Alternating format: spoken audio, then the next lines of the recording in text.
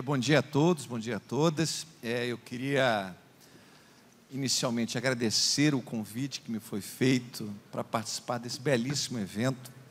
Eu vejo aqui na minha frente o nosso desembargador, presidente do Tribunal de Justiça do Estado do Paraná, desembargador Luiz Fernando Tomás de Keppen, a quem eu parabenizo por este evento que, não sei se é só a minha impressão, mas do que eu tenho ouvido, surpreendeu mais do que extraordinariamente, mais do que positivamente, todos que vieram a Foz do Iguaçu. Eu acho que ninguém esperava a excelência e a qualidade elevada deste evento, não só pela programação, como também pelo público que aqui se encontra. Para mim, é uma grande honra participar. Mais uma vez, estive aqui há pouco, em outro evento, com outro enfoque já da Organização dos Estados Americanos, e, enfim, é sempre um prazer poder estar aqui num evento de inovação, inteligência artificial, em especial com a sua aplicação pelo sistema de justiça, que é o que interessa a todos nós. Eu queria cumprimentar, vejo aqui também a desembargadora Letícia, do meu tribunal, minha corregedora, também participando do evento, com projetos de inteligência artificial.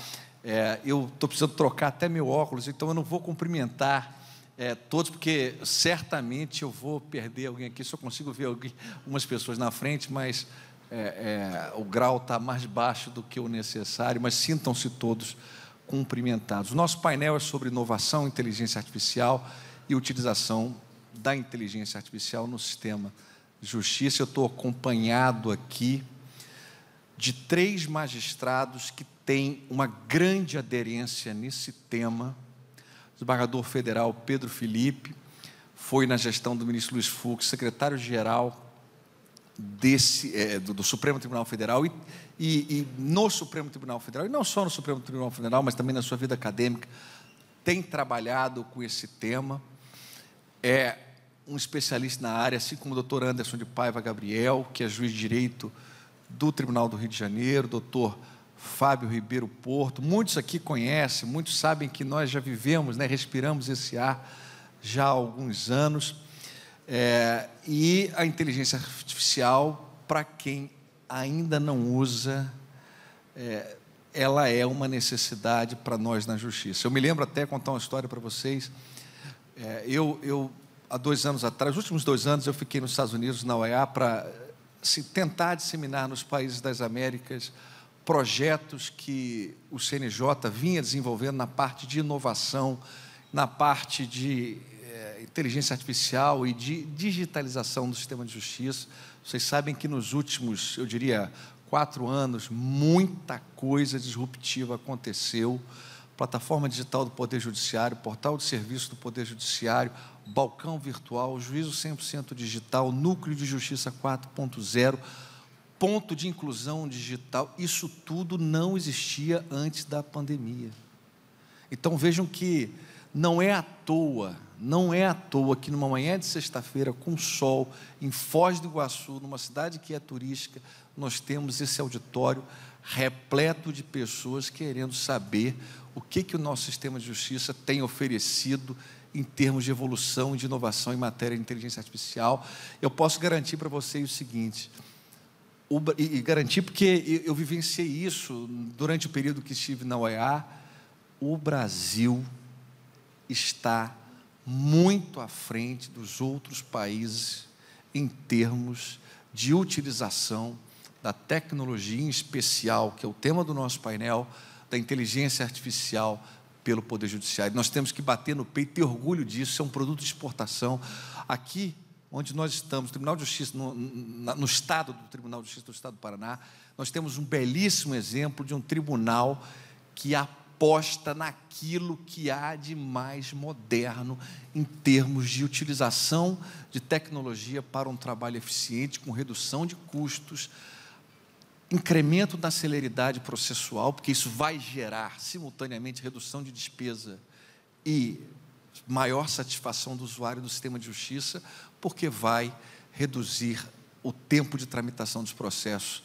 No Tribunal de Justiça, eu não sabia essa informação, eu sabia da contratação, mas não sabia da magnitude da contratação. Fez a maior contratação pelo setor público em termos de tecnologia, de uso de inteligência artificial, quando optou, e a meu ver, mais do que acertadamente, pela contratação de 6.138 assinaturas do Copilot, para que o sistema de justiça dos paranaenses possa se beneficiar dessa ferramenta que está à disposição do mundo, e nós, no Brasil, estamos fazendo essa aposta que nenhum outro país está fazendo. Eu me lembro quando estava, na época em que estive como secretário-geral, o Fábio, que está aqui do meu lado, e o Anderson, puderam ir num programa que nós fizemos com a União Europeia, puderam visitar alguns países, ir à Europa, visitar alguns países, Alemanha, Estônia, Áustria, para fazer, né, não só um roadshow, mas também uma troca de experiências em matéria de tecnologia. E eu vou muito rapidamente, eu estou aqui como moderador, já estou falando até demais, eu quero depois passar em seguida a palavra ao doutor Anderson, mas contar um episódio que me pareceu muito ilustrativo da posição que nós nos encontramos. E precisamos ter orgulho disso. Chegaram em Berlim, reunião com juízes alemães de diversos tribunais. Aí estava lá a equipe, estava o Fábio, o Anderson, o Doroteu, Alexandre Libonati, que eu não fiz uma saudação aqui, mas é o capitão do nosso time atualmente na gestão do ministro Luiz Roberto Barroso, que tem apoiado de maneira incondicional tudo que é iniciativa em termos de inovação tecnológica. E quem está acompanhando a política do ministro Barroso nessa matéria sabe muito bem o que eu estou falando. Então, ele também estava nesse evento, está aqui para confirmar o que eu vou dizer. E aí, como é de costume, né, houve uma apresentação dos projetos brasileiros, tudo que a gente estava fazendo e tal. E os juízes alemães, eles estavam já com o PowerPoint, Pedro, já estavam engatilhados para começar a apresentação. E aí, quando o Doroteu acabou de falar, Libonati foi o último, né, a falar, aí os juízes alemães se entreolharam e falaram algo inusitado. Olha, nós não vamos fazer apresentação alguma, porque nada do que o nosso sistema de justiça tem de inovação tecnológica é novidade para vocês. Para os senhores terem uma ideia, a novidade, porque virou até um spoiler, estava lá no PowerPoint que eles iam apresentar, e eles só não apresentaram, mas a grande novidade, eu estou falando de 3 anos atrás, era que eles iam fazer intimação das pessoas por fax. Essa era a novidade. Então nós temos que ter orgulho da posição em que nós nos encontramos, e que é uma posição que é até circunstancial. Somos um país continental, um país que adora processar. Se eu perguntar aqui quem tem uma ação judicial, eu mesmo vou levantar a mão, né, como parte autora, mas todos aqui, tenho certeza, já vivenciaram, né, essa experiência.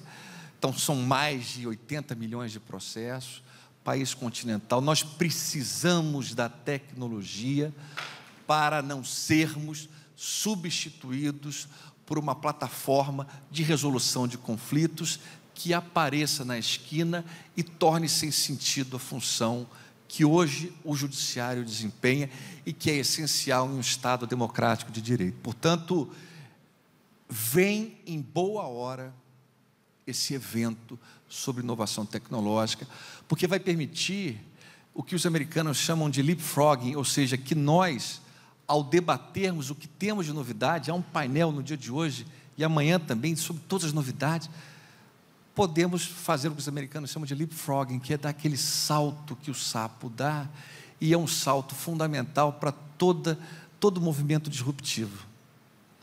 A tecnologia, ela vai em saltos e não necessariamente num movimento linear. Portanto, é importante essa reunião. Eu sei que há juízes, desembargadores, servidores, alunos, e isso é muito bom, e do país inteiro. Uma coisa que eu tenho o maior orgulho de ter, de alguma medida, participado e contribuído, e que tem esse espírito também de colaboração, foi na construção da plataforma digital do Poder Judiciário.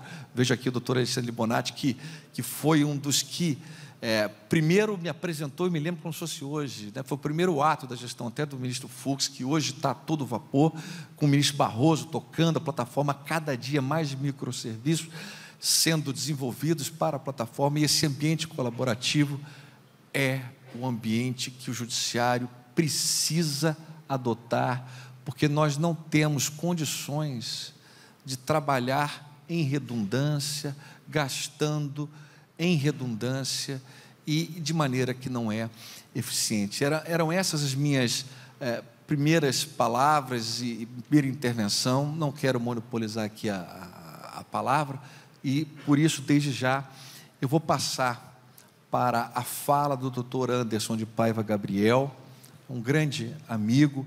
Ele é colega também de magistério na UERJ, professor adjunto de processo penal da Universidade do Estado do Rio de Janeiro, pós-doutor, doutor e mestre em Direito Processual pela UERJ, pesquisador visitante na Stanford Law School e na Berkeley Law School, na Califórnia. Atualmente, ele é juiz auxiliar do ministro Luiz Fux no Supremo Tribunal Federal, foi juiz auxiliar na presidência do CNJ, exatamente nesse momento que eu comentei com os senhores, esse momento durante a pandemia, em que muita coisa interessante surgiu por necessidade. E se a gente parar para reparar, as maiores transformações, elas decorrem das nossas necessidades. É quando o calo aperta que surge uma seta nas nossas costas, empurrando para uma nova direção. E esse momento, eu tive o prazer de viver com o Dr. Anderson durante esse período no CNJ. Foi juiz de Direito, do Tribunal de Justiça do Estado do Rio de Janeiro, e preside atualmente o Fórum Permanente de Inovações Tecnológicas no Direito da Emerge, sendo membro do Instituto Americano de Direito Processual e do IBDP. Por favor, doutor Anderson, com a palavra. Então, bom dia. Inicialmente, queria saudar a todos e fazer um agradecimento muito especial ao nosso presidente, Luiz Keppen, a quem tive a honra de conhecer, ainda conselheiro no Conselho Nacional de Justiça, e tudo isso que o Dr. Walter falou, dessa transformação, dessa mudança de paradigma com a Justiça e o programa Justiça 4.0, nosso conselheiro e presidente participou ativamente votando nas resoluções, desde então já era um grande entusiasta de transformação tecnológica. Gostaria de saudar ainda, é claro, todo o nosso público, e o faço na pessoa do desembargador Marco Schutt, do meu Tribunal de Justiça, salientando, como fez o Dr. Walter, a magnitude desse evento. Estou aqui muito impressionado, encontrei colegas de todos os tribunais, não vou dizer todos porque são 90 no Brasil, mas de muitos tribunais do Brasil. Me cabe aqui, no nosso painel, fazer uma introdução ao nosso tema. E, para tanto, queria convidá-los a algumas breves reflexões.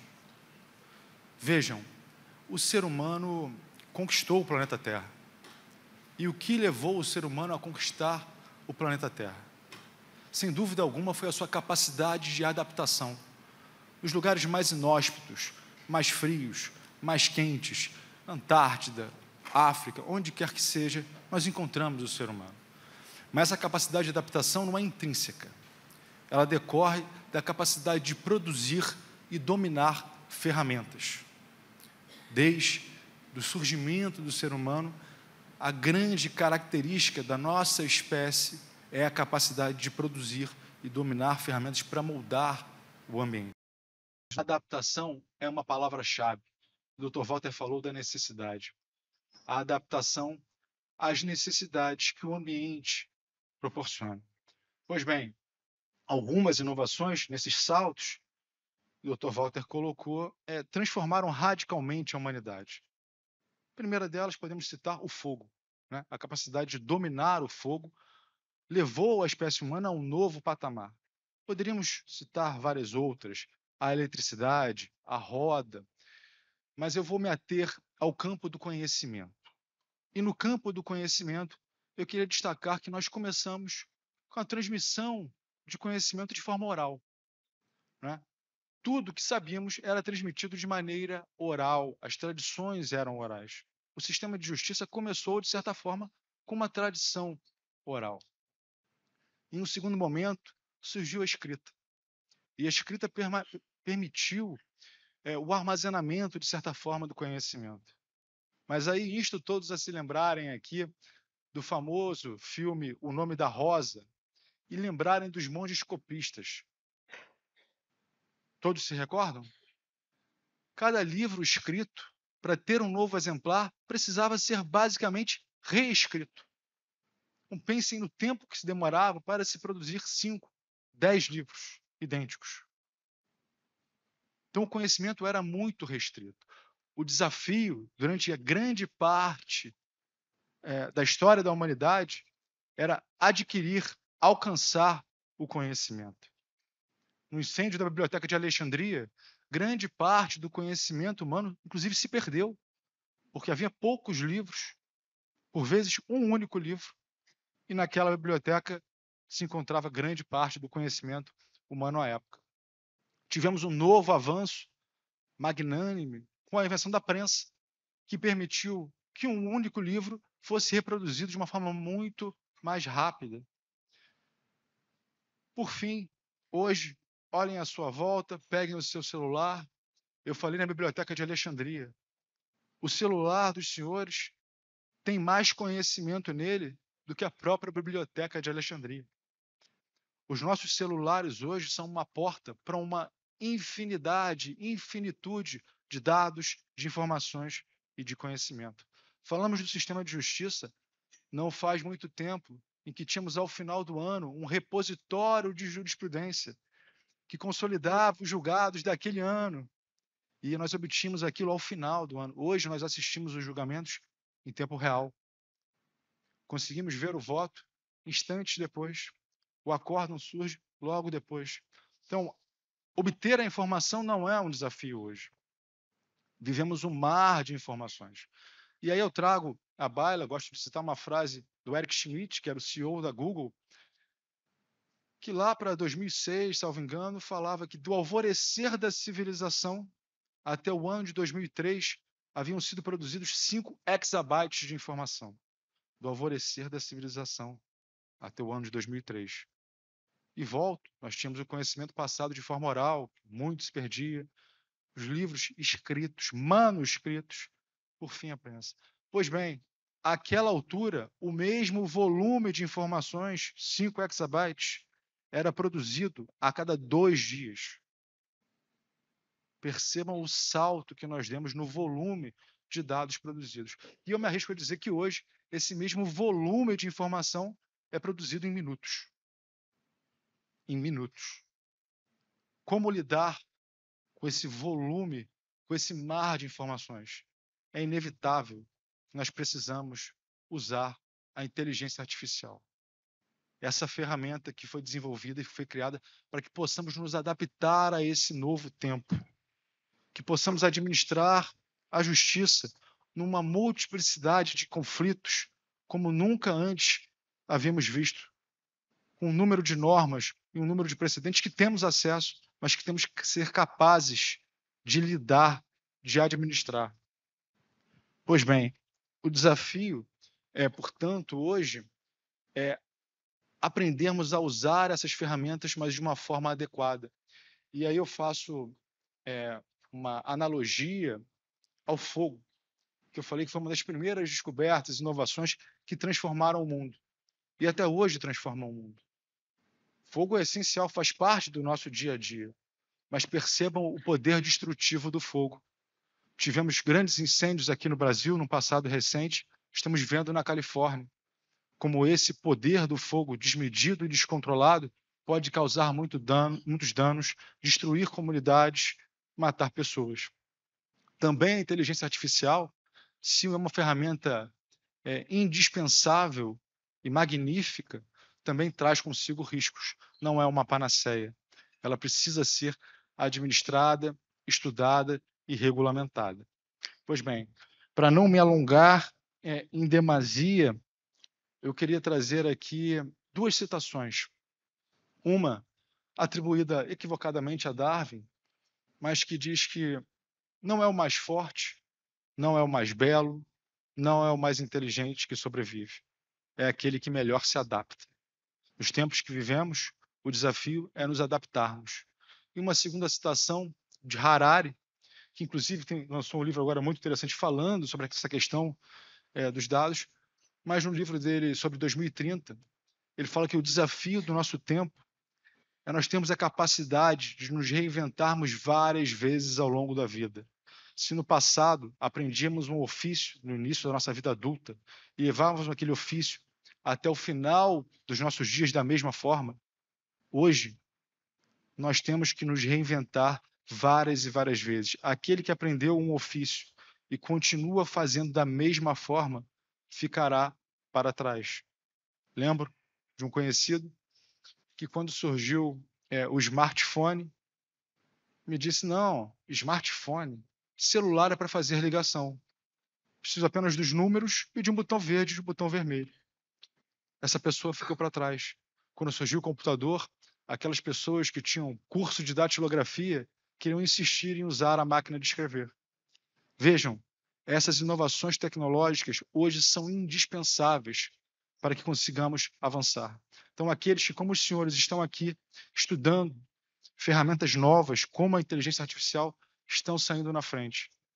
Aqueles que não se atualizarem, certamente ficarão para trás. Feito esse breve introito, esse breve contexto, devolvo a palavra ao nosso moderador para que o Dr. Fábio possa avançar.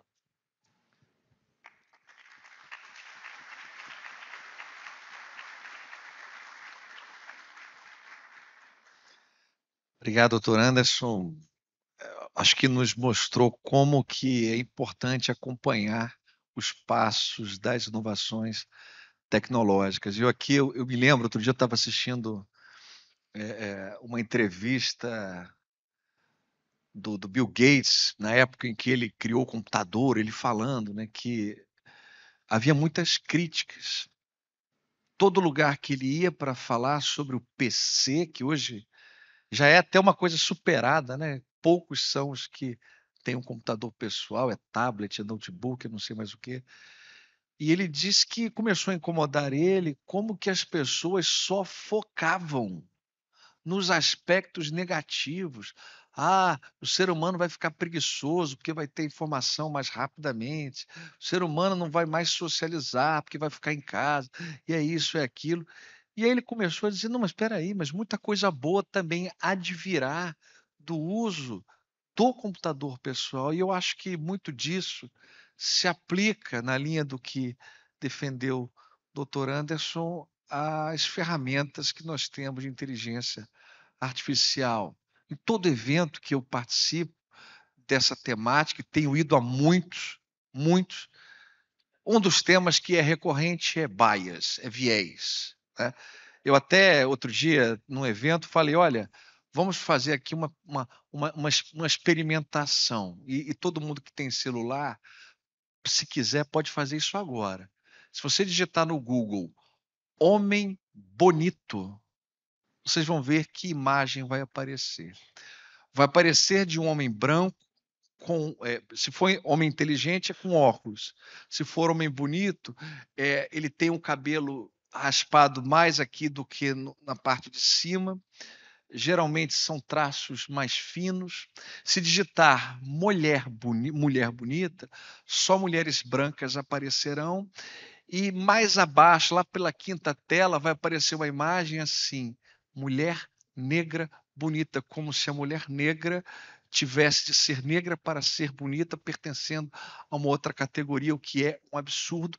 Todos nós sabemos que existe viés no uso de inteligência artificial, porque a inteligência artificial faz extração de dados com base em dados que já são enviesados.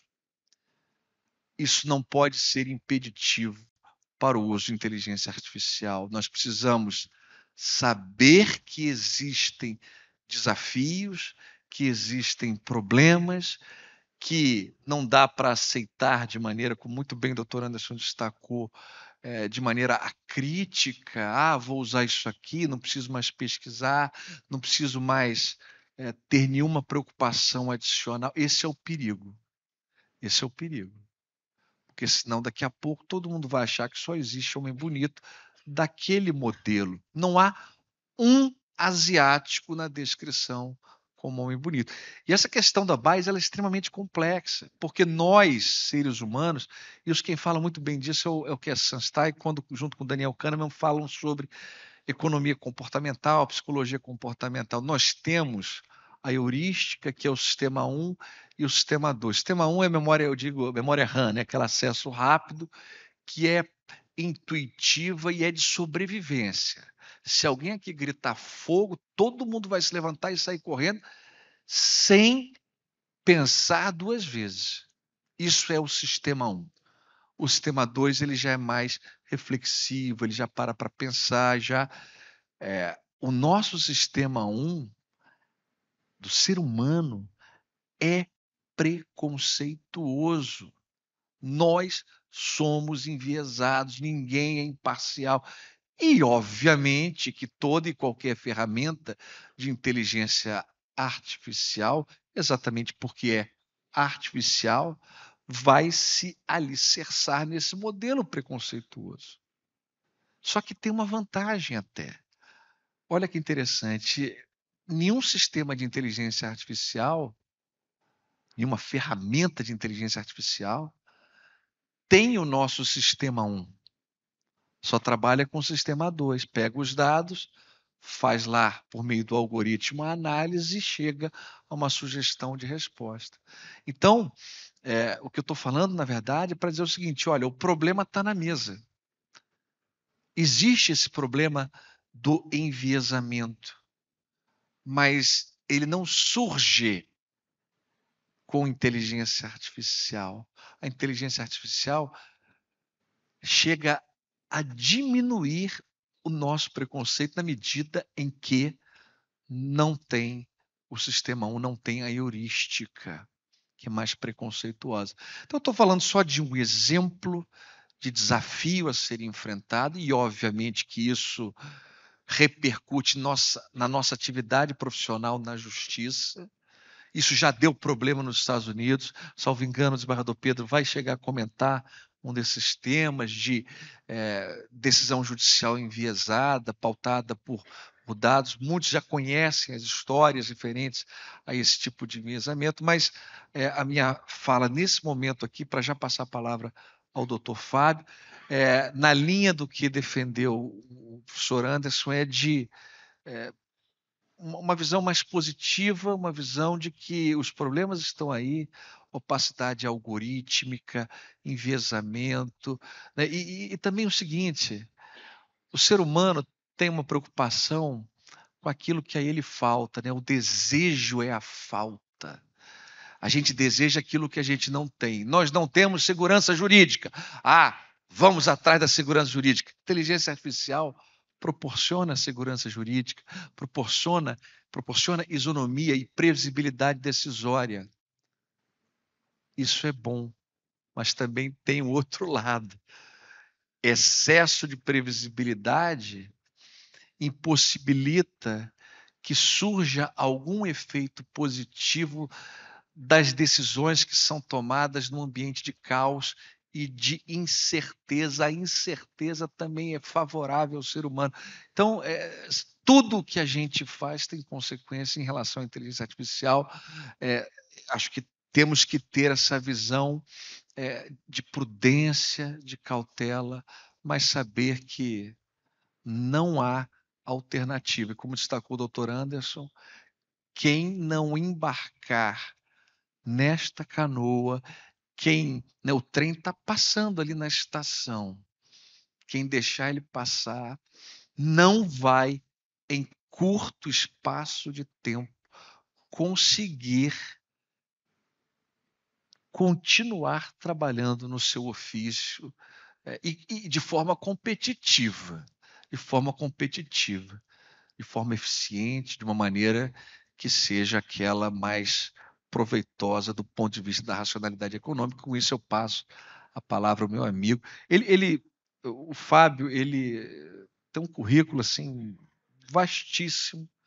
Ele pediu, não lê não. Eu até não vou ler, porque realmente é muito longo, mas para quem não conhece o Fábio é aquele juiz que é juiz, mas é um apaixonado por inovação, por tecnologia, foi responsável pelas grandes novidades tecnológicas adotadas pelo tribunal que ele integra, que é o Tribunal de Justiça do Estado do Rio de Janeiro. É impossível alguém do Estado do Rio de Janeiro que trabalha com o sistema de justiça não conhecer essa figura que está aqui do meu lado, que é competentíssima e que tenho certeza vai trazer muitas novidades, informações importantes sobre esse nosso tema do painel, uso da inteligência artificial, e ele vai já dar uma abordagem até mais prática de como a gente pode fazer uso dessas ferramentas na nossa profissão.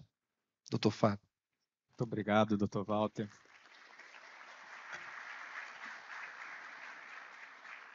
Muito obrigado, bom dia a todos. Devoto aqui à amizade de longa data, esses elogios não merecidos. Cumprimento a todos os meus colegas aqui de mesa, desembargador Pedro, meu amigo Anderson, meu chefe Walter.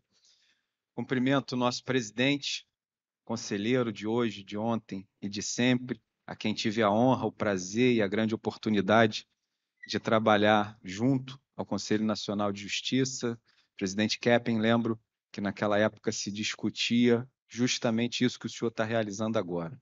Como que a gente consegue cooperar, como que a gente consegue colaborar, como que a gente consegue integrar o sistema de justiça de modo que se reaproveite todas as realizações já feitas por um tribunal, por outros tribunais. Cumprimento também meu desembargador Marcos Schutz, nosso presidente do Conselho de Tecnologia do Tribunal de Justiça do Rio de Janeiro, já à frente fazendo um belíssimo trabalho. E a todos aqui eu cumprimento na pessoa do meu amigo, chefe de ontem, de hoje, de sempre, doutor Alexandre Bonatti, a quem devemos aí um grande avanço no sistema de justiça também. Vou tentar ser breve, porque lembro de uma passagem, quando eu comecei a dar aula, tinha um grande mestre, desembargador falecido, saudoso, Silvio Capanema, no estado do Rio de Janeiro, que ele fazia uma brincadeira. Fui conversar com ele, estava nervoso, ele falou: Fábio, pense só no seguinte, para ser bom, basta ser breve, porque sendo breve você já será bom, porque você não vai cansar ninguém, né? E não cansando ninguém já é um bom caminho. Então, vou tentar seguir à risca a orientação do meu mentor e ser breve, mas sendo breve, trazendo talvez uma abordagem um pouco prática. E vou dar um exemplo. Esse final de ano, eu retornei à jurisdição e recebo por mês, sou juiz de uma vara civil, a competência civil no estado do Rio de Janeiro, tirando a capital, tem competência civil e fazendária. Eu recebo 330 processos por mês. Para cumprir a meta 1, eu tenho que julgar 331 processos por mês. E no recesso eu parei para pensar assim, como é que eu consigo agilizar a minha vida? Só de tutelas antecipadas tem dia que eu recebo 30, 40 antecipações, pedidos de antecipações de tutela, das mais variadas ordens, de medicamentos, internação, concurso público, despejo por falta de pagamento, emissão na posse, e aí vai, busca e apreensão. Isso é um mundo. Se a gente olhar, brasileiro é o país que mais demanda no mundo. Se eu comparar com a China, com a Índia, com os Estados Unidos, países de maior dimensão territorial, com maior população, não tem metade do volume de processos que nós temos. Então, uma coisa é verdade, meus senhores, ninguém sozinho consegue dar conta de 331 processos por mês. Ninguém. A gente precisa de ajuda, e talvez por essa ajuda, por essa necessidade de ajuda que surgiu no Brasil, e o doutor Walter já falou, o doutor Anderson já mencionou, nós somos referência no mundo. Nós somos referências no mundo. E eu acho que essa referência surge justamente pela necessidade de fazer alguma coisa. E aí o que eu comecei a pensar? Há alguns anos, eu sou interessado, não conheço, mas sou interessado, nessa questão de tecnologia, na questão relativa à inteligência artificial. Comecei a estudar com um pouco mais de profundidade a tal da inteligência artificial generativa. Por quê? Porque seria pela primeira vez um verdadeiro auxiliar. eu não sei se eu vou conseguir, passou aqui, um verdadeiro auxiliar. Esse auxiliar pode ir, de fato, irá ajudar, né, todo o sistema de justiça. Para isso existe uma lógica que deve ser trabalhada. Essa lógica tem todo um caminho de racionalidade, que é a construção do que a gente chama de prompt. O prompt nada mais é do que como eu faço a pergunta, fazer a pergunta certa gera a resposta correta, e isso é o mais importante, e por isso também tem uma metodologia, como qualquer coisa na vida, né? Você tem uma lógica que deve ser seguida para que você tenha o melhor resultado para aquela situação. Isso gera todo um desenho, eu não vou ter tempo, eu prometi ser breve, então vou passar por isso aqui mais batido para que a gente chegue realmente na parte prática, mas só para dizer aos senhores o seguinte: construção de prompt não é apenas e tão somente fazer uma pergunta, não é isso. Existe um caminho, existe um fluxo, existe uma regra que deve ser seguida, que uma vez compreendida, uma vez internalizada, de fato você consegue obter um bom resultado. E esse resultado são os impactos que a gente tem no sistema de justiça. Eu não preciso aqui falar, todo mundo já sabe, a nova transformação, o novo petróleo é o dado, e o dado bem trabalhado, justamente com base num modelo de inteligência artificial, gera riqueza, e essa riqueza todos nós vamos poder colher, em especial no sistema de justiça. Nós temos milhares de benefícios, só alguns aqui eu apontei, por exemplo, a eficiência processual, sem sombra de dúvida, ela vai gerar maior eficiência, mas também temos muitos desafios. E esses desafios, eu acredito, não vou poder abordar, mas acredito que serão abordados aqui ao longo do Congresso, e um deles é de extrema relevância, que é a utilização ética dos modelos de inteligência artificial. Nós não podemos esquecer disso. Temos que agir de forma ética. Temos que ter comitês de ética nos tribunais para que possam controlar não só o desenvolvimento, mas a aplicação no dia a dia dos modelos de inteligência artificial. Isso é de suma relevância, é fundamental, é um passo necessário. E aí, na prática, como é que eu coloco isso para funcionar? E eu vou usar aqui o que eu chamo de modelo caseiro. O que é o modelo caseiro? Eu subscrevo uma das plataformas de inteligência artificial que tem no mercado, são múltiplas. Mas eu, pessoa física, estou subscrevendo. O modelo que eu chamo institucional, que é melhor, é o tribunal, como já fez aqui, nosso presidente, conselheiro, embargador Kepp, tem um modelo de inteligência artificial para o Tribunal de Justiça do Paraná. Esse é um modelo institucional, ele tem muitas vantagens, sem sombra de dúvida, muito mais vantagens do que o modelo caseiro, mas eu vou apresentar aqui o que eu chamo de modelo caseiro. Modelo que qualquer pessoa, qualquer profissional do direito pode ter. Eu subscrevo, então, uma das plataformas e eu quero identificar pontos controvertidos de uma demanda. É simples. Basta que eu dê um comando que os senhores vão ver, e aí é só um texto, esse texto todo é o prompt, de como eu vou construir esse prompt para que ele possa me gerar, dentro daquele contexto que eu estou colocando, um resultado adequado, um resultado aderente, e ele vai me dar, com uma precisão absurda, numa velocidade que eu não teria capacidade de fazer, todos os pontos controvertidos daquela demanda. Isso é copia e cola, só gravei a tela, mas é em tempo real. Então, assim, a velocidade que a máquina é capaz de fazer, nenhum de nós consegue. Mas é apenas um exemplo. E aí eu peguei um outro exemplo, e eu fiz isso aqui nesse final de ano no recesso. Eu tinha 120 tutelas antecipadas para apreciar que eu não consegui finalizar antes do recesso. Eu fiz, então, um teste.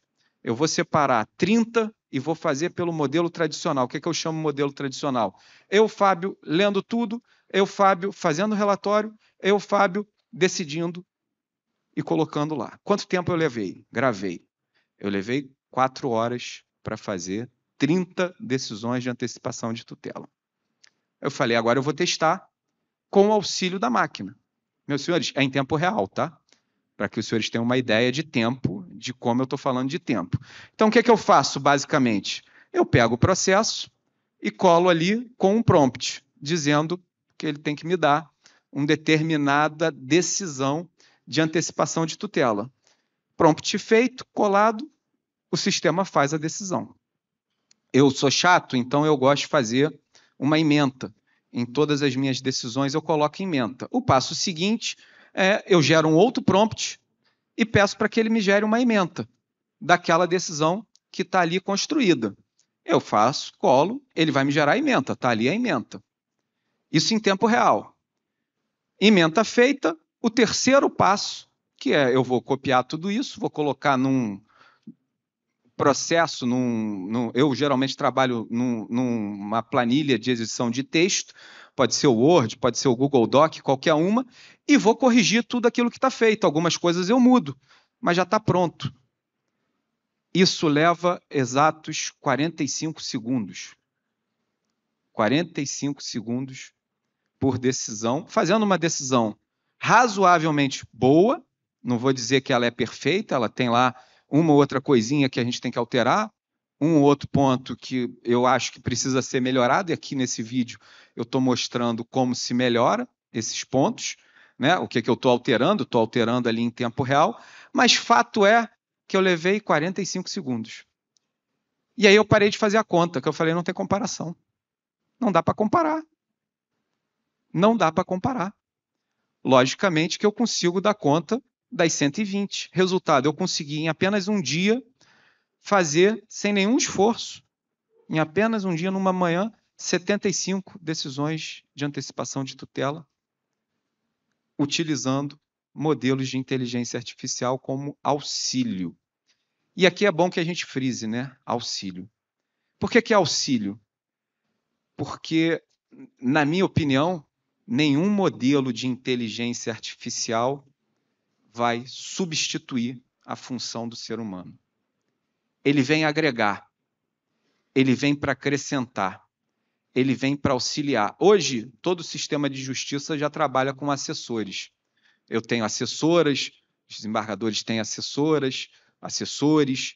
E o que eles fazem? Eles trabalham com a gente, prestam assessoria.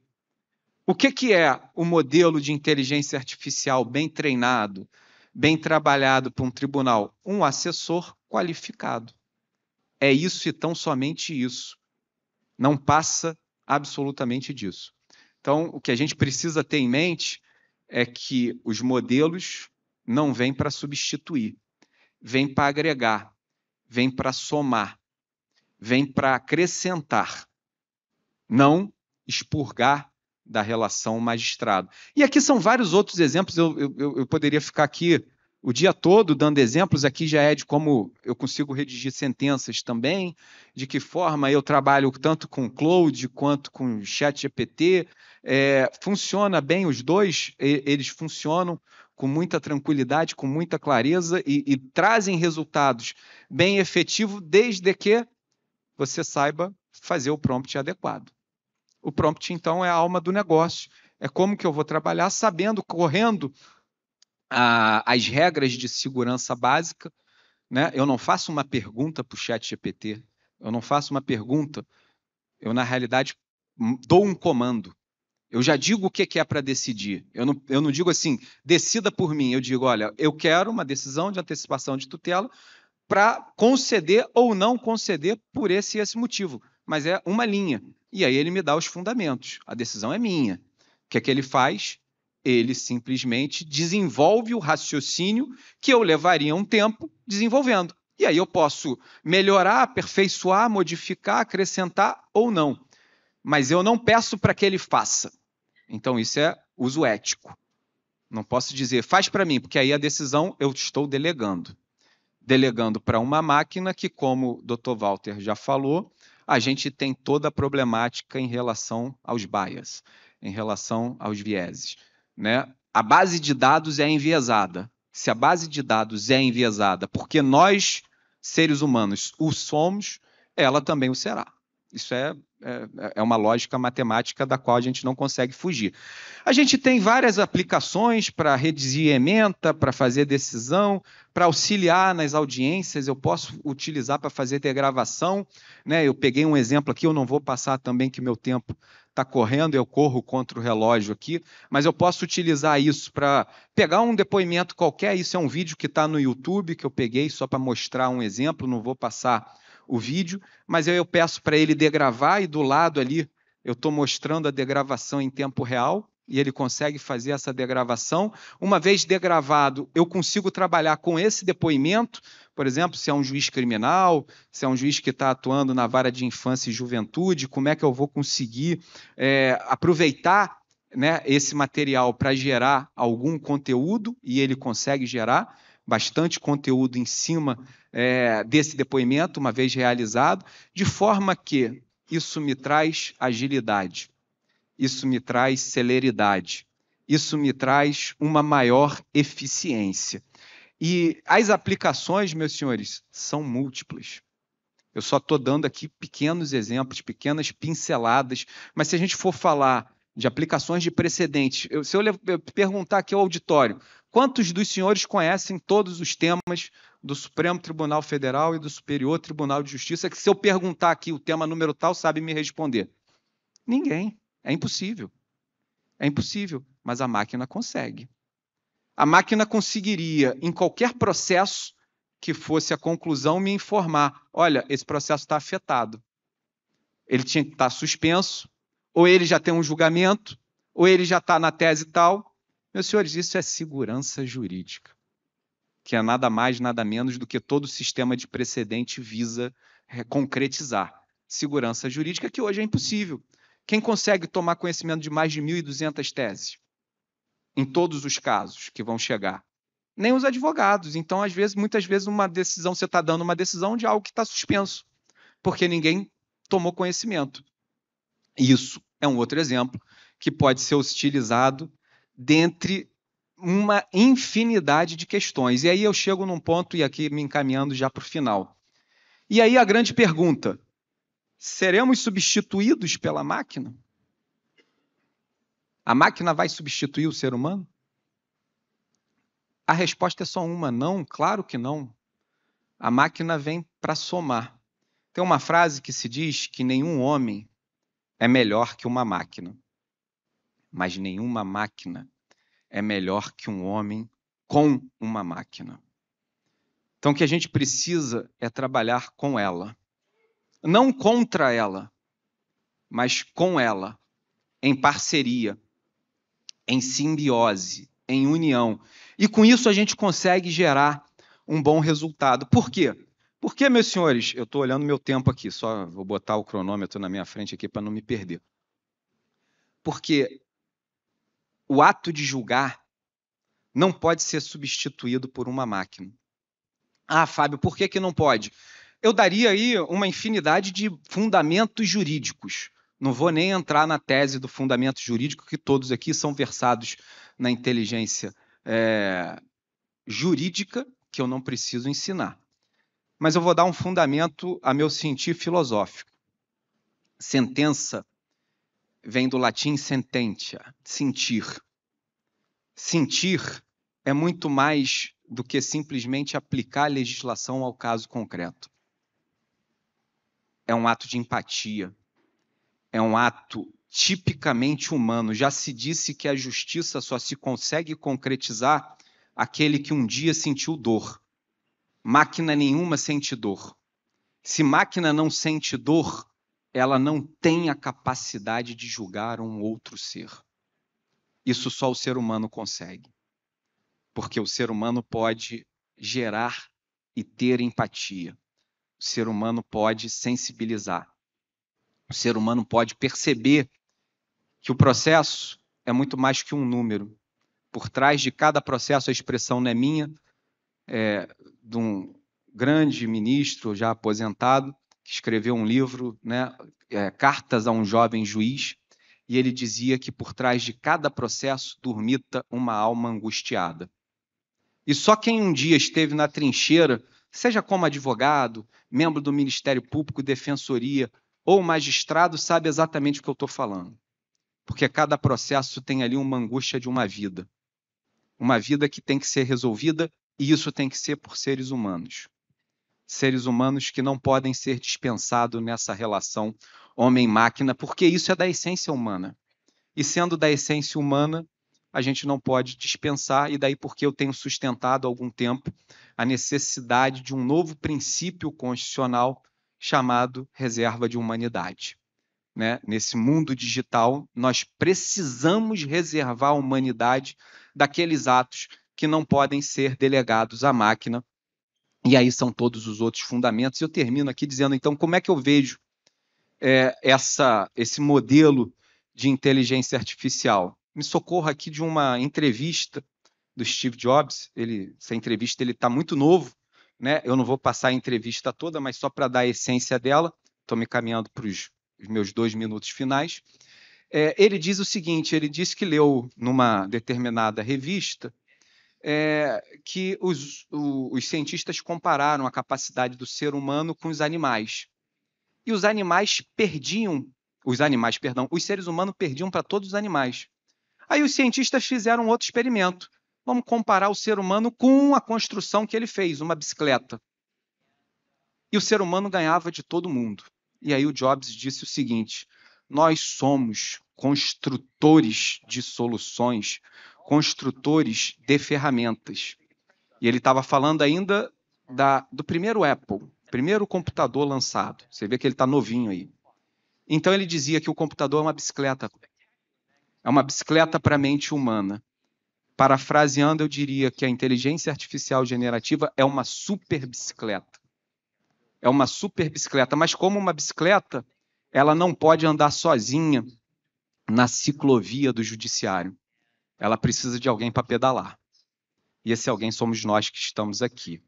Né? E aí lembro de uma frase, Bertoldo Brecht, certa feita, disse que, num dos seus escritos, está lá, general, esse tanque é maravilhoso, mata 100 pessoas e esmaga as florestas, mas tem só um problema. Qual o problema? Precisa de um ser humano para pilotar. E é basicamente isso, meus senhores. A gente precisa de um ser humano para pilotar esse modelo de inteligência artificial. Algumas das reflexões, a propaganda não é minha, é pelo Dr. Walter e pelo Dr. Anderson. A gente pôde escrever em conjunto aí algumas reflexões sobre esse tema. Espero não ter cansado os senhores e agradeço penhoradamente a atenção que me foi dispensada.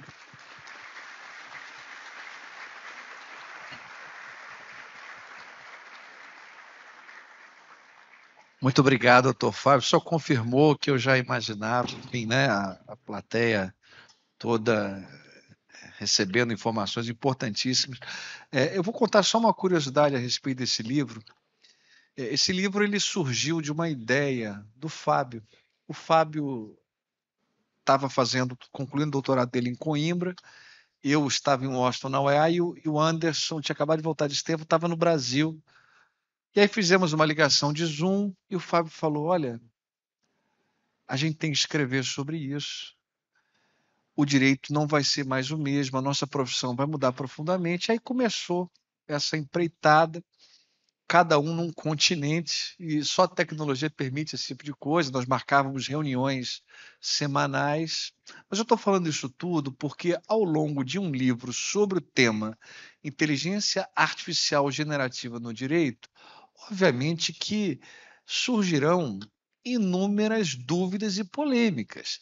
O tema da regurgitação, o direito autoral, que é aquela discussão sobre se a inteligência artificial viola ou não o direito autoral na medida em que ela extrai informações que têm, né, origem, têm nome e titularidade, a questão da ação lá do New York Times nos Estados Unidos. Então, isso a gente discutia, cada um tinha um ponto de vista, problema do viés, problema da opacidade algorítmica, muita coisa, cada um com a sua opinião. Agora, teve um tema em relação ao qual nós, do início ao fim, não divergimos, que foi esse tema apontado agora pelo Fábio em muitas passagens da sua intervenção. Não é possível conceber inteligência artificial, em especial o uso ético da inteligência artificial, sem a supervisão do ser humano. Isso precisa ser dito, repetido e diariamente lembrado, porque nós sabemos o que pode acontecer no futuro. Nós sabemos. Ah, não está certo. Ah, não está certo. Aquilo que eu comentei também, a previsibilidade em excesso dá dor de cabeça, como a insegurança jurídica também dá. Ah, é tudo igual. Nem tudo é igual. E pode ser que a sutileza não seja apreendida pela ferramenta de inteligência artificial. Então, eu não tenho aquela visão aterrorizante de que todo mundo vai ficar desempregado, só vai ter uma pessoa para ficar apertando um botão, porque cada vez mais essa preocupação vai ter de existir para evitar que o excesso de mecanização, automatização, que é tentador. Imagina, você poder resolver o problema de um mês em horas. O risco de o erro ser exponencializado é grande. Portanto, o que vai acontecer, essa é a minha percepção, acho que nós três, quando escrevemos o livro, tivemos essa preocupação de dar relevância ao papel, porque esse é o uso ético da inteligência artificial, ao papel do ser humano, do profissional do direito, do analista, do técnico, do magistrado, na supervisão daquilo que é escrito. Essa revisão, ela é muito mais importante do que a revisão que hoje já é feita com os trabalhos que são desenvolvidos pelas assessorias. E é mais importante porque nem sempre vai ser fácil descobrir como é que o algoritmo chegou àquela solução, enquanto que quando quem faz é o ser humano, é só você perguntar ao assessor por que ele escolheu aquele caminho, por que não escolheu o outro caminho. Então, eu acho que esse é um ponto que deve ser sempre lembrado. Bom, eu queria passar a palavra ao desembargador federal Pedro Felipe Santos, com quem, como eu disse anteriormente, eu tive a honra e o prazer de trabalhar por anos, né, Pedro? A gente trabalhou muito tempo. Pedro, para quem não conhece, é daqueles. Eu vou falar menino porque, né, eu conheço já há muitos anos, mas já tem aí maturidade, enfim, né?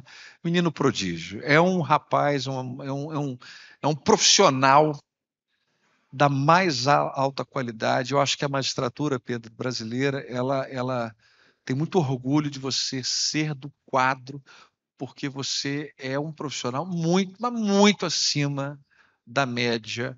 Aí os senhores vão perceber, né, na fala dele. É desembargador do TRF da 6ª Região, coordenador do Laboratório de Inovação da Justiça Federal da 6ª Região, foi secretário-geral e juiz auxiliar e instrutor no Supremo Tribunal Federal, mestre em Direito pela Universidade de Harvard, doutorando em Direito pela Universidade de Oxford.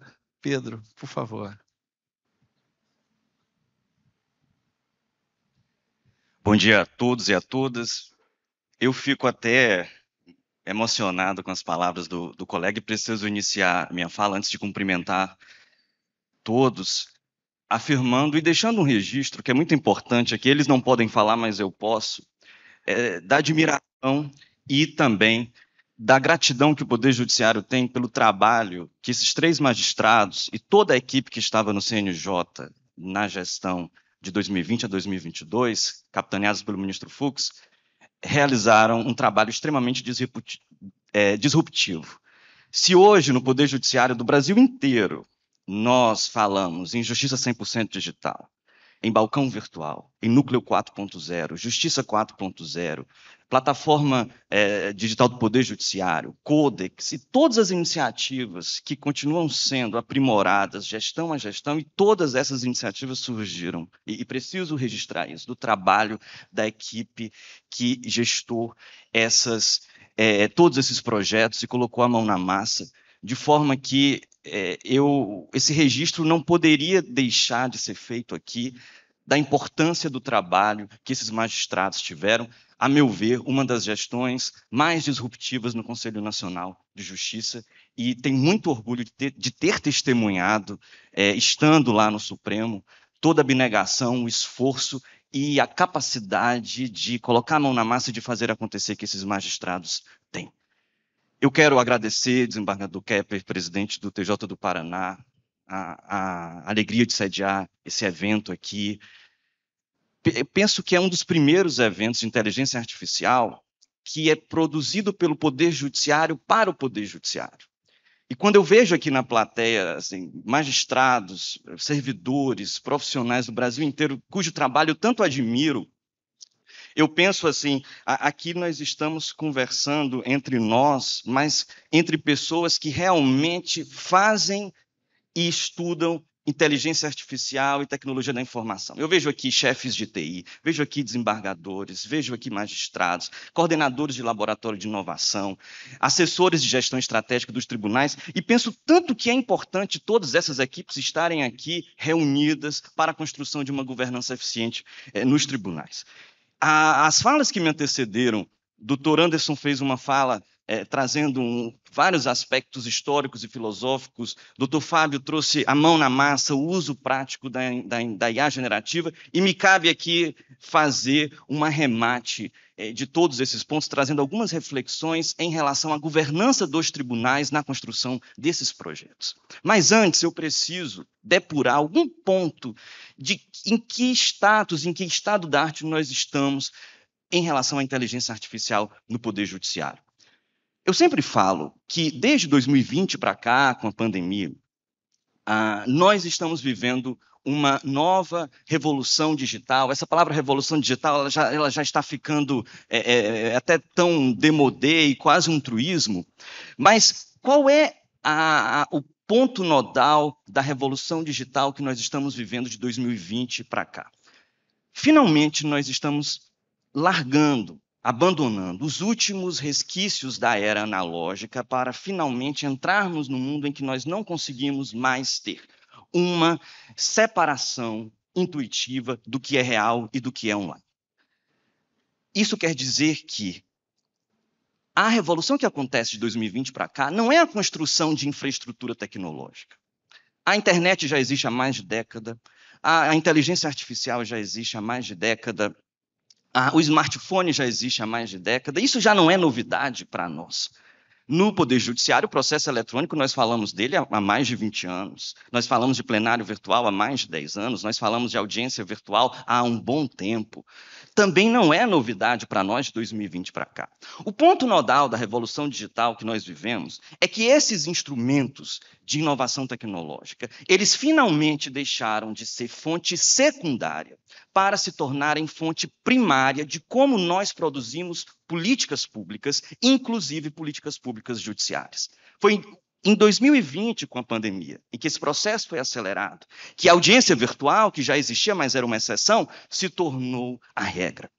Foi de 2020 para cá que o atendimento às partes tem agora uma generalização virtual e toda a experiência do usuário, de ponta a ponta, o usuário interno e o usuário externo, passa a ser inteiramente virtual e presencial, se ele desejar. Mas a regra nesse mundo híbrido é completamente a utilização dessas ferramentas virtuais como regra, e isso já não é novidade e já nem nos estranha mais. A pandemia, nós sabemos, acelerou esse processo, né? E como o Dr. Walter muito bem ressaltou, o Brasil, e falamos isso com o maior orgulho e sem nenhum exagero e sem nenhuma arrogância, o Brasil é o maior case em termos de poder judiciário de aplicação tecnológica. Não existe nada igual e não existe nada perto. Quem faz estudos comparados sabe disso. Talvez isso tenha surgido pela necessidade, pelos nossos milhões de processos, mas o fato é que nós estamos na vanguarda. Na pandemia, nós não paramos um dia sequer. A Suprema Corte Americana ficou meses sem dar um julgamento. Quando retornou às sessões eram realizadas por telefone. As cortes constitucionais, Supremas Cortes Europeias, na África do Sul, na Índia, em Israel, todas ficaram por meses paradas. O Poder Judiciário brasileiro foi o único que não ficou parado um dia sequer, e isso só aconteceu porque o dever de casa foi feito nos anos anteriores. Porque nós construímos uma infraestrutura de tecnologia nos 10, 15 anos anteriores, isso foi um investimento de gestão estratégica do Poder Judiciário que permitiu sim, que nós conseguíssemos dar o salto que temos dado de 2020 para cá com a pandemia. E quando falamos de inteligência artificial, a inteligência artificial foi a grande personagem que surge na volta da pandemia. A IA é muito interessante, tem um caminho inverso da automação. Quando a automação surge na sociedade, ela começa a partir das tarefas repetitivas e tarefas físicas, através da criação de máquinas, através da revolução industrial. Depois, quando a automação dominou algumas tarefas mais simples, físicas, repetitivas, é que a automação vem para a computação e para a automação de tarefas analíticas como as que nós fazemos, tarefas intelectuais como a que nós fazemos no processo eletrônico. A IA tem um caminho inverso. A IA não começa com os robôs físicos. Ela começa nas tarefas intelectuais.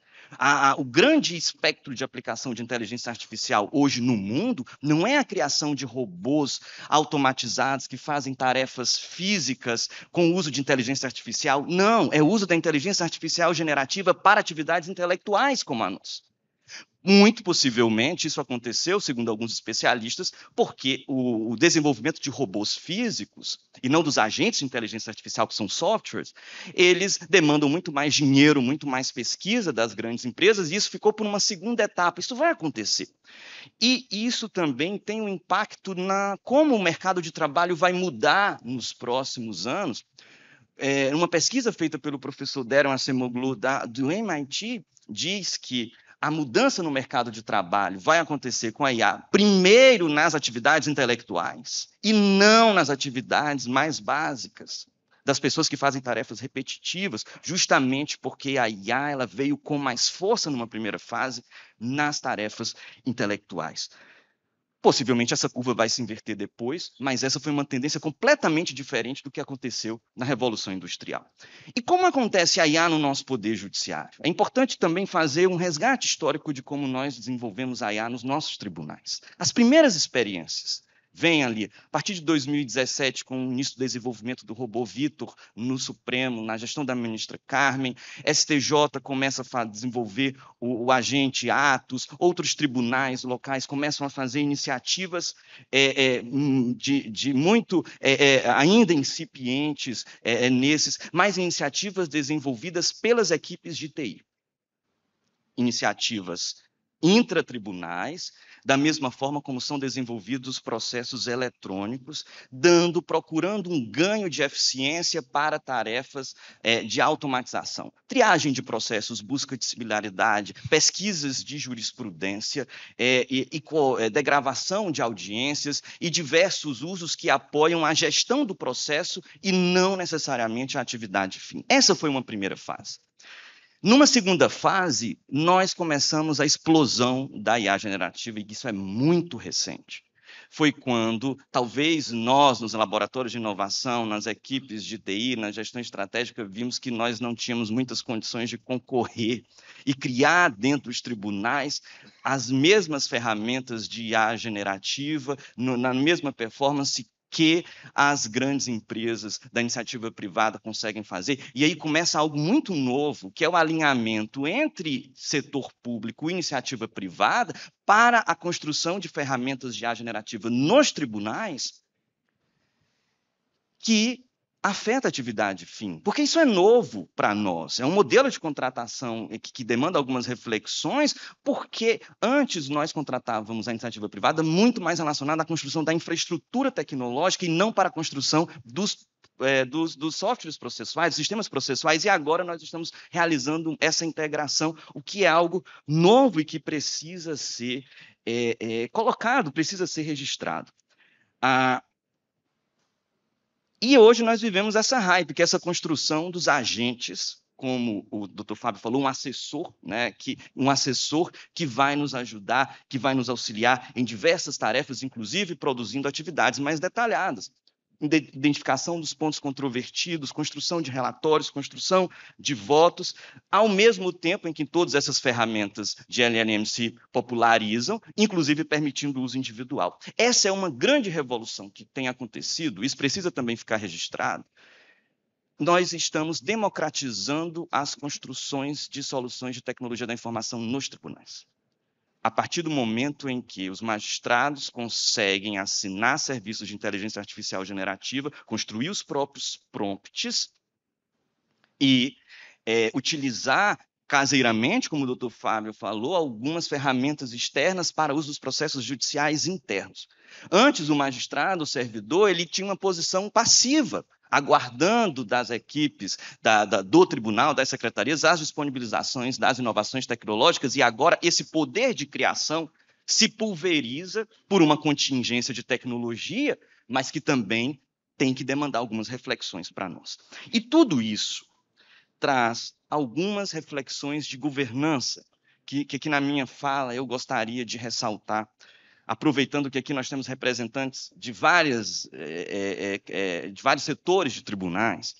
O primeiro deles, e talvez o mais óbvio, e nós temos falado isso, é uma obviedade, mas precisa se transformar numa política estratégica, que é a educação digital.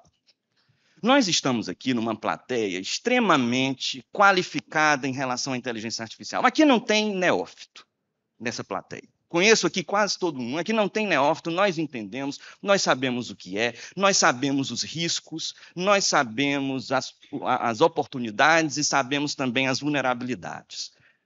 Mas essa não é a média do magistrado, do servidor brasileiro. Nós fizemos uma pesquisa pelo Laboratório de Inovação do TRF6 para identificar quais os usos de IA generativos os nossos servidores estavam usando privadamente, e mais de 70% dos respondentes, e nós tivemos quase 50% de respostas em relação ao corpo funcional, ou seja, foi uma pesquisa que estatisticamente tem relevância, respondeu que já ouviu falar, mas não sabe usar. Outras pessoas falaram que usam, mas não conhecem bem a ferramenta.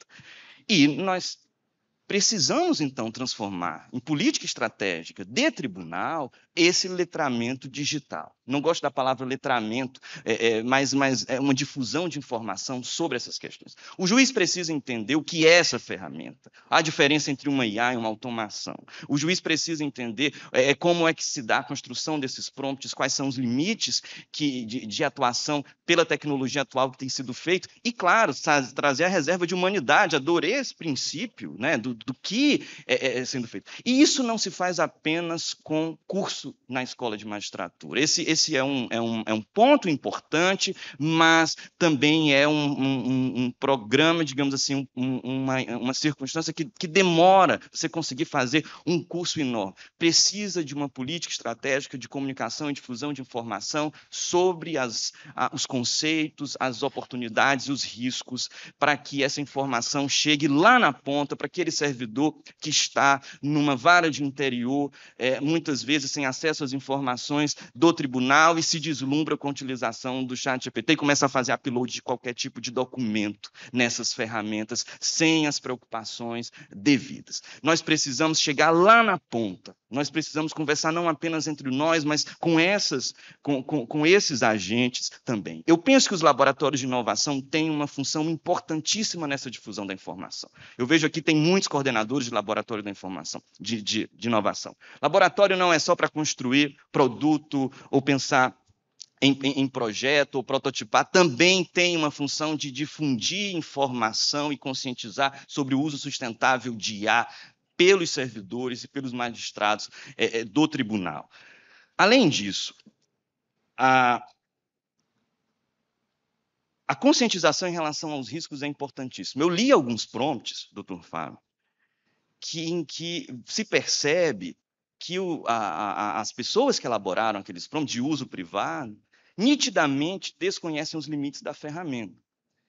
Teve um prompt que me chamou muita atenção, em que o magistrado fazia o upload de vídeos de audiência e pedia para a ferramenta de LLM fazer uma análise do depoimento, dando uma conclusão final sobre a consistência do depoimento, com base, aí ele colocava lá os critérios, verificar se a testemunha estava nervosa ou gesticulando demais, verificar se a testemunha estava dando informações contraditórias ou hesitava antes de responder as perguntas dos interlocutores. Então, vejam que esse é o típico caso que o prompt já incorpora um viés. Porque se eu tenho uma testemunha que é mais tímida, que é mais retraída, que está lá muito nervosa na frente do magistrado, a máquina vai interpretar pelo comando, porque ela vai interpretar o nosso comando, que o que ela falou, aquela informação é uma mentira. Então, temos que ter essa preocupação, sim. Tem sido utilizado, é importante a utilização, é uma democratização, é uma pulverização da tecnologia, mas nós precisamos agir de forma urgente, sob pena de nós de passarmos por alguns vexames e constrangimentos em relação a essa utilização imprópria dessas ferramentas. Em relação aos casos de uso, o segundo ponto que eu queria tratar de reflexão de governança. Hoje, quando nós utilizamos essas IAs generativas, tanto caseiramente como nos projetos que têm sido desenvolvidos nos tribunais, nós ainda utilizamos essa IA muito no microvarejo, que eu faço talvez o download dos processos e vou jogando esse upload, ou então mesmo algumas ferramentas criadas pelos tribunais ainda exigem que eu faça o upload dos documentos necessários. Algumas ferramentas já começam a criar uma interface. Alguns agentes começam a ter uma interface entre a tela e a informação que você deseja, mas ainda assim eu preciso alimentar a ferramenta com a informação. Isso, no microvarejo, funciona porque eu faço um download, faço um upload, ele trabalha, um download, um upload, ele trabalha. Mas nós não temos 5 processos no gabinete. No TRF6, nós recebemos uma primeira leva de distribuição, que era o acervo que veio da criação do tribunal. Cada gabinete ganhou 15 mil processos. Então, imagine se eu for fazer um prompt de triagem e for colocar os 15 mil downloads desses casos. Nós precisamos dar um passo além. Nós precisamos começar a pensar no atacado para isso. E isso passa pela integração dos sistemas processuais com alguns serviços e ferramentas que os tribunais podem contratar. Claro que uma integração segura, muito prudente, muito bem pensada. Se, por exemplo, nos sistemas processuais nós tivéssemos um endpoint para que serviços e usuários autenticados conseguissem requisitar informações e documentos de forma automática, nós teríamos 2 ganhos. O primeiro é que esse uso da IA generativa não vai ficar cansativo. Faz o download, faz o upload, faz o download, faz o upload. O segundo é que nós vamos construir uma base de dados. E esse, a meu ver, é o ganho mais consistente de longo prazo que nós podemos ter com IA no Poder Judiciário, é a utilização dessas ferramentas generativas para a construção de dados que podem ser interpretados, podem ser analisados e podem estar ali alocados junto com as outras informações, junto com os outros metadados do BI, que nos permitam fazer triagens em massa, que nos permita fazer busca de similaridade em massa e que nos permitam uma experiência do usuário que ele sequer vai saber se ele está usando automação ou inteligência artificial. Esse é o futuro. Eu uso o Google Maps, o Uber e tudo, eu não sei quais são os pontos de inteligência artificial ali. Quando nós chegarmos nesse ponto de integração, nós conseguiremos, acho que esse é um sonho, talvez seja um critério para que nós consigamos ter um agente, um assessor de verdade. Mas eu sei, é caríssimo. O uso da IA generativa, a contratação desses serviços é por utilização, por token, então não é fácil nós pensarmos e colocarmos em prática todos esses pontos, e isso demanda uma atuação muito estratégica dos tribunais. É descobrir quais os casos de uso realmente devem ser prioritários em cada tribunal e que faz a tecnologia chegar no uso da ponta. Eu penso aqui que, aproveitando que aqui nós temos chefes de TIs, assessores de gestão estratégica, coordenadores de laboratórios de inovação, diretores de centro de inteligência, nós precisamos, dentro dos tribunais, nós precisamos integrar essa governança para que haja um fluxo contínuo e nós consigamos ter um boost de inovação. Não adianta uma equipe de TI estar trabalhando a parte do que o laboratório de inovação está pensando, a parte do que o centro de inteligência está produzindo, a parte do que a gestão estratégica está pensando de visão de futuro para os tribunais. Tem que ser um trabalho integrado. Em alguns tribunais já acontece essa integração, mas, vejam, os centros de inteligência e os laboratórios de inovação têm uma função importantíssima de escuta e depuração dos problemas que atingem a ponta e o usuário interno do tribunal. E isso precisa estar integrado na construção de protótipos que realmente estejam alinhados com a visão de futuro que a gestão estratégica permite e dentro de uma visão pé no chão que a equipe de TI consegue produzir, consegue viabilizar. Não temos mais tempo de estarmos com essas equipes com pensamentos estanques. Nós precisamos realmente ter uma integração e isso demanda, obviamente, uma atuação de cada administração. Além disso, para concluir, precisamos ainda aprimorar muito a cooperação entre os tribunais. É importante um encontro como esse. Nós já melhoramos muito, o CNJ tem tido um papel importantíssimo na coordenação, na regulamentação, na organização desses pontos, mas eu ainda sonho o dia que eu vou entrar no DPJ e conseguir baixar uma ferramenta de inteligência artificial para o meu tribunal utilizar. Nós entramos no site do CNJ, tem a plataforma Sinapses, com todos os projetos de inteligência artificial, mas nós não conseguimos baixar, nós não conseguimos ter acesso, e ainda existe um entrave de tempo e burocracia quando nós desejamos fazer parcerias entre os tribunais para isso. Claro que existem entraves técnicos que têm que ser vencidos, mas nós precisamos pensar ainda em formas de melhorar essa colaboração e realmente ter colaboração e não competição, evitando alguns erros que nós cometemos no passado em relação à construção de sistemas processuais.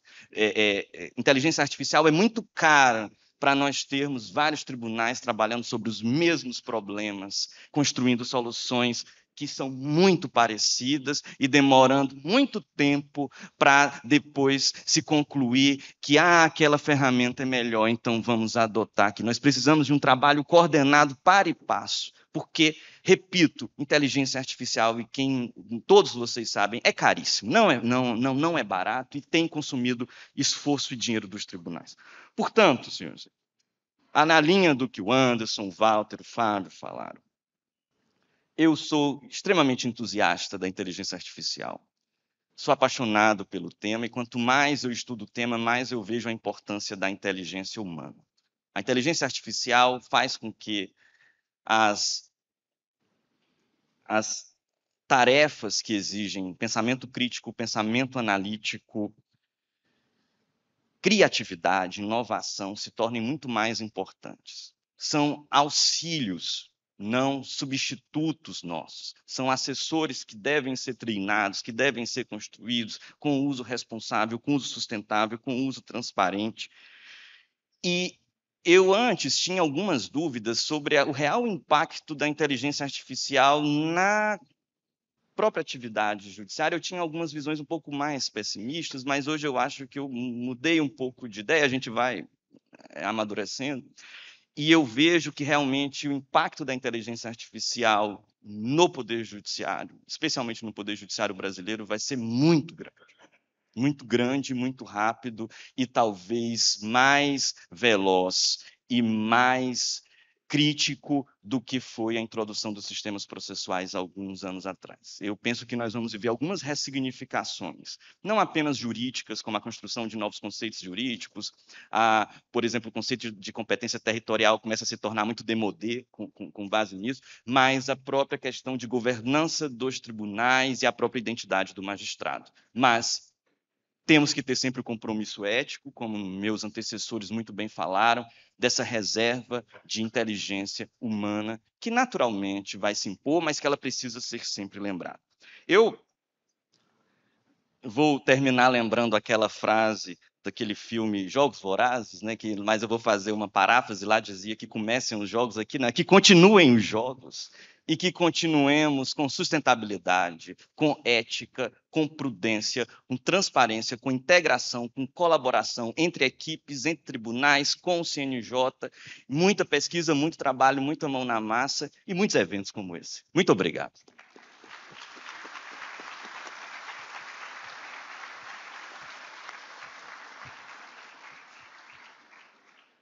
Eu pedi a palavra aqui rapidinho, desembargador Pedro.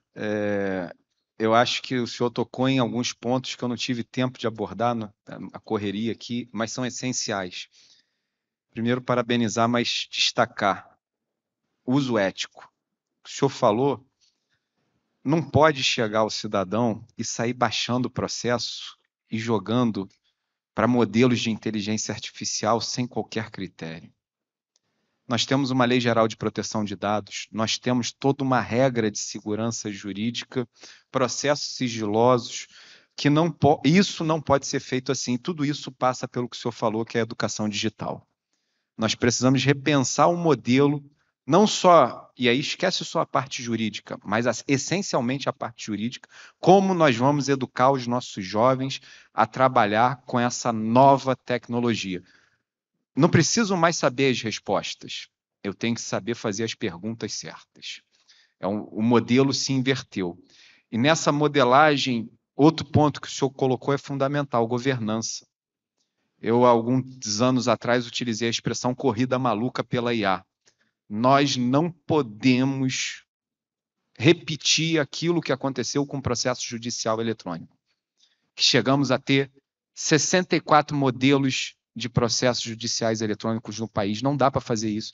O custo é muito alto, o tempo é precioso, temos que racionalizar recursos e trabalhar em conjunto, em cooperação, é fundamental. Tudo isso me fez, Walter, eu até anotei aqui que eu acho que é importante, vou roubar uma expressão que o Dr. Anderson gosta de utilizar, é que a gente precisa entender que a gente está num momento de travessia. Travessia, como Fernando de Andrade disse, há um tempo que é preciso abandonar as roupas usadas que já têm a forma do nosso corpo, esquecer que os nossos caminhos nos levam sempre aos mesmos lugares. É o tempo de travessia, e se não ousarmos fazê-la, teremos ficado para sempre à margem de nós mesmos. Eu diria que o tempo é agora, o momento é esse. Como disse certa feita o nosso chefe Walter, quem sabe faz a hora, não espera acontecer. Muito obrigado.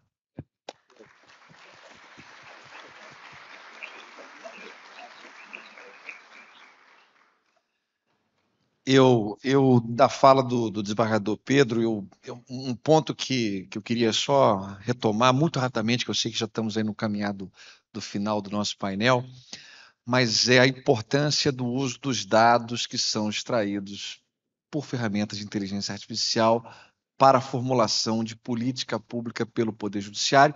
E eu queria dar um exemplo de como isso já é uma realidade, como isso é importante. Havia, e ainda há, uma percepção na sociedade de que os julgamentos pelo tribunal do júri demoram muito tempo para acontecer e que muitas vezes isso gera prescrição. Isso é algo que chega a ser incontroverso. E a exceção só confirma a regra.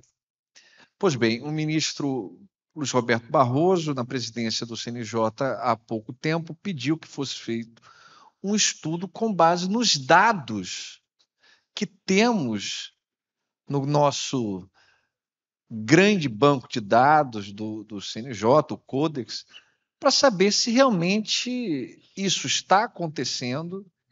E aí o principal, por que isso está acontecendo e o que se descobriu com os dados, algo que ninguém nunca tinha comentado, nunca ninguém falou sobre isso. O atraso, a demora para o julgamento pelo tribunal do júri não tinha e não tem relação com a sessão do tribunal do júri, com as formalidades da sessão do tribunal do júri e com a demora para marcar a sessão do tribunal do júri. O atraso, isso foi provado de forma objetiva. O atraso resulta da demora para a instrução processual. Se o problema é com a demora da instrução processual, de que adianta mutirão do tribunal do júri? É importante, mas não enfrenta a causa raiz. Então, é só um exemplo, uma sementinha de como, um ponto que o desembargador Pedro Felipe comentou, como que essa riqueza dos dados pode proporcionar muita coisa boa para o incremento da qualidade do serviço que o Poder Judiciário está prestando. Eu não queria me alongar muito depois dessa frase belíssima do Fábio, no encerramento. Eu só queria, primeiro, lembrar, na linha do que o desembargador Pedro comentou, a importância da colaboração, essa importância ela é ressaltada pela PDPJ, e agora com inteligência artificial, não dá para a gente repetir aquele mesmo erro de eu quero o meu processo, eu quero o meu sistema processual, aí eu vou fazer o meu modelo. Não temos recursos orçamentários no Brasil para isso. Isso é desperdício. Então, colaboração é o tema da vez, compartilhamento de ideias. Eu ontem, conversando com o presidente Keppen, eu tomei conhecimento de uma iniciativa que ele adota, não conhecia essa iniciativa, que vai muito nessa linha. Me dizia o presidente que ele faz reuniões, acho que são mensais, semanais, o que seja, com a prata da casa, porque tem gente que gosta desses negócios, de fazer prompt, de ficar... Esse pessoal tem que ser aproveitado. Não adianta cada juiz, cada servidor resolver fazer o seu prompt, achando que está... Isso é perda, isso é desperdício de matéria-prima, de mão de obra. Então, assim como o Tribunal de Justiça do Paraná procura, nessa iniciativa, aproveitar aqueles que são os talentos, os melhores, por exemplo, na confecção do prompt, por que os tribunais, os mais de 90 tribunais brasileiros, não se reúnem para isso ser feito em maior escala, na linha do que o desembargador Pedro comentou? Colaboração, compartilhamento de projetos, iniciativas conjuntas. A tecnologia permite que possamos conhecer o que todo mundo está fazendo para evitar trabalho redundante. Eu acho que essa era talvez a mensagem desse painel. Antes de encerrar, eu queria só fazer um comunicado que pode interessar a muitos aqui dos presentes. O CNJ está com um edital de licitação aberto, nesse momento aberto, um edital de um projeto que é super bacana, super inovador e que pode, e acho, né, eu falo pode, mas o deve acho que é legal também, ser adotado por outros tribunais, por outras instituições. Não sei se todos conhecem, é uma lei complementar, a Lei Complementar 182 de 2021, que criou um procedimento licitatório que viabiliza uma contratação chamada CPSI, que é Contratação Pública de Solução Inovadora. Em linhas gerais, se um tribunal quiser contratar um serviço inovador, e quando eu falo inovador, muitas vezes o próprio tribunal nem sabe o que ele está querendo, mas quem sabe é quem executa, quem presta o serviço. Ele lança esse edital e procura no mercado, na sociedade civil, quem possa melhor trazer aquela inovação para ele. Nosso painel também é sobre inovação.